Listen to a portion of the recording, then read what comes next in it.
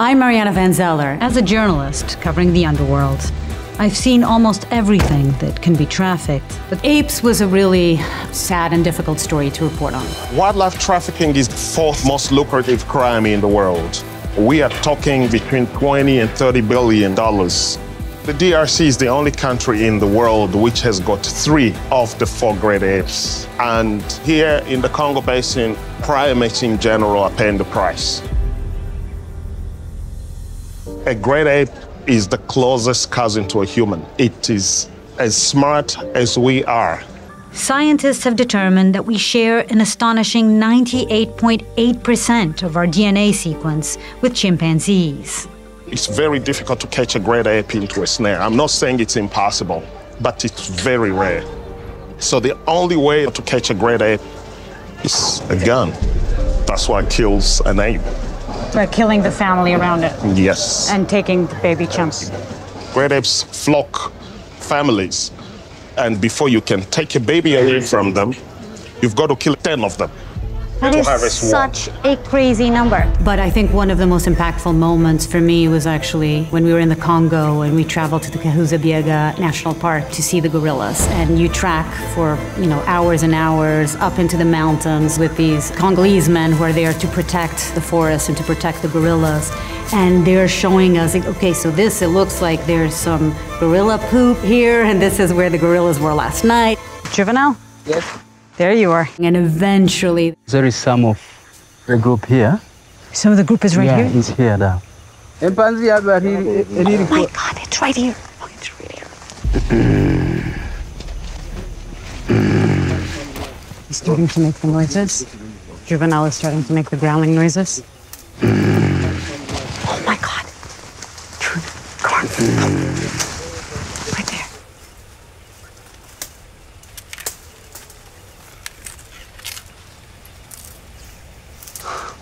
Crazy.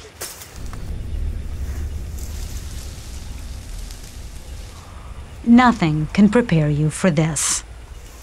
The majesty of a full-grown silverback, not in a cage or behind steel bars, but as free as you or me.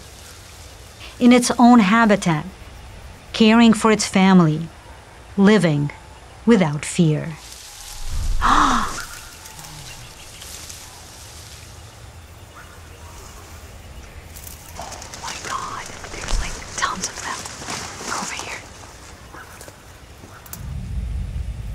The mother is actually holding a baby gorilla that was born just last week. Yeah, I mean, to know that they're basically killing, the family's killing the silverback so they could take and sell the baby gorillas. So there's a lot of incentive to kill these animals. But still, when you're in the presence of these animals, it's really hard to understand how somebody could do that. It really is special. You feel so privileged to be here and see this.